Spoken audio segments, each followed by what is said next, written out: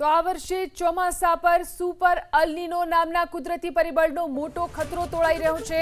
હવામાન વિભાગે આ વર્ષે ચોમાસામાં સામાન્ય કરતા ઓછો વરસાદ થવાની ચેતવણી આપી છે। અલ નીનો સક્રિય થવાને કારણે પ્રચંડ ગરમી પડશે અને વરસાદ ઘટશે, જેના લીધે પાક ખેતરોમાં જ સુકાઈ જવાનો ખતરો વધી ગયો છે। સરકારે દેશભરમાં એવા 197 જિલ્લાઓની ઓળખ કરી છે જ્યાં અલ નીનોની સૌથી ગંભીર અસર પડી શકે છે। 12મી જૂનના પેસિફિક મહાસાગરની ઉપર અલ નીનોની સ્થિતિ સર્જાઈ હોવાની પુષ્ટિ થઈ છે। જુલાઈથી સપ્ટેમ્બર મહિના દરમિયાન તેની અસર પરાકાષ્ઠાએ હશે। સામાન્ય રીતે આ એ જ સમયગાળો છે જેમાં નૈઋત્યનું ચોમાસું ભારતમાં આખા વર્ષનો સૌથી વધુ વરસાદ લાવે છે, પરંતુ અલ નીનોને કારણે આ વખતે વરસાદમાં મોટો ઘટાડો જોવા મળશે।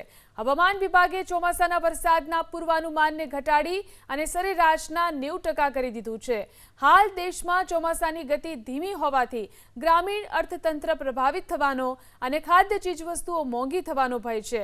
જો વરસાદ ઓછો પડશે તો કૃષિ ઉત્પાદન ઘટશે અને બજારમાં પુરવઠો ઓછો થતાં મોંઘવારી આસમાને પહોંચશે, જેની સીધી અસર સામાન્ય જનતાના ખિસ્સા પર પડશે।